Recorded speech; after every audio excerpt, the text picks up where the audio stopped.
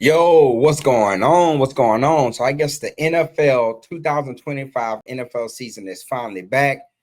Preseason is over with. It's kind of been real slow, right? People have been making all of these conspiracy theories about Shador Sanders and all of that stuff being blackballed. And now we finally got some good juicy news we can talk about. And that is the all world defensive tackle slash linebacker, where the all world player for the Dallas Cowboys, formerly the Dallas Cowboys, Micah Parsons, has been traded to the Green Bay Packers for two first round draft picks. And in return, the Cowboys get two first round draft picks and a defensive tackle. What's his name? Uh, Kenny Clark, and the Packers get Micah Parsons. Right now, Parsons do get his deal. Right, he agreed to a 4-year deal worth 188 million dollars, 136 million guaranteed, making him the highest paid non-quarterback in NFL history. Um, I don't normally get caught up in that NFL history type thing because these guys jump each other every time, right? TJ Watt, then now it's Michael Parsons. So somebody else is going to come around, jump Michael Parsons in a season or two, and then they're going to be the highest paid in NFL history. But yeah, now a little bit of backstory about this, right? It was let's see. So Michael Parsons been kind of, if you keep up with sports, right, or the NFL, he's always taken kind of like subtle jabs at Jerry Jones and Cowboys organization, right? Every time the Eagles made a big move in free agency or a trade, he would go on his podcast, on Twitter, on social media, and say things, right? And he would also say things about what other organizations was doing, what the Dallas Cowboys wasn't doing, right? And so we kind of heard last season that he wanted to get paid early. He was on his fifth year option with the Dallas Cowboys, so they didn't necessarily have to pay him.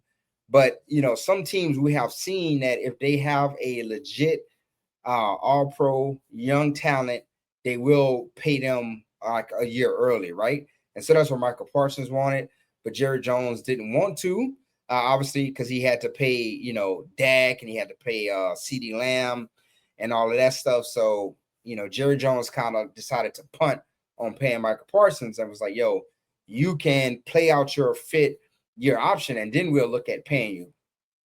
But Michael Parsons was like, "No, I don't want that. I want to get paid now." So on August 1st of this year, he officially requested a trade after those contract negotiations was stalled um because Michael Parsons wanted his agent to be involved, and Jerry Jones didn't want the agent in the room. And that's what these players pay their agents for. They pay their agents to be there to negotiate, because you got to think about it, right?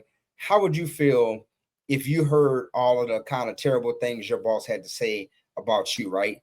I would prefer, if I'm negotiating something through my boss, I want someone to be acting on behalf of me, and not tell me the things that my boss potentially said about me, right?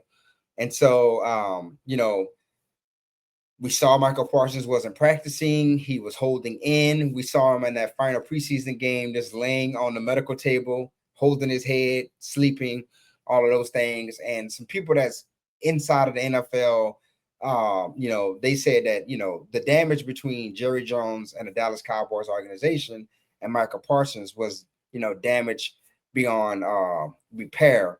But then again, if you go back to Myles Garrett and the Cleveland Browns, that looked like that was damage beyond repair. And then they told him, here's more money, and he instantly put a smile on his face and went back and signed with the Cleveland Browns.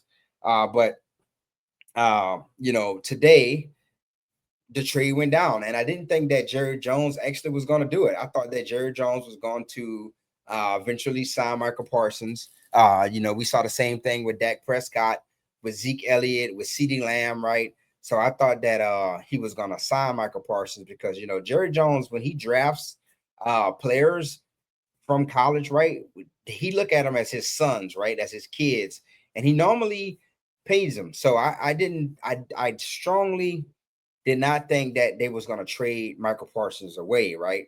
Now the first round draft picks are in the 2026 draft, so next year, and then the year after that, the 2027 draft. Whether or not the Dallas Cowboys try to take those picks and parlay those into multiple picks, right? We'll have to see. But yeah, Dallas gets 2 first round draft picks, 2026, 2027, and defensive tackle Kenny Clark. And the Packers get a really, really, really good young defensive tackle / linebacker. Now, who won the trade? I think it's even, honestly, man. You can see behind me, I got that Brian Dawkins jersey. I'm an Eagles fan, but I think it's an even trade. And this is why. Allow me to tell y'all why I think it's even. Look at some of the quarterbacks that the Packers have to play. Jared Goff, Caleb Williams, right?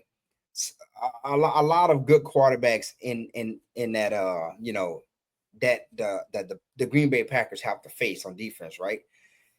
We all know the best way to neutralize a good quarterback is to have a good defensive end or pass rusher to be able to muddy the pocket and cause that tackle, that backside tackle, that blindside tackle, and a quarterback just some discontent and some discomfort, right?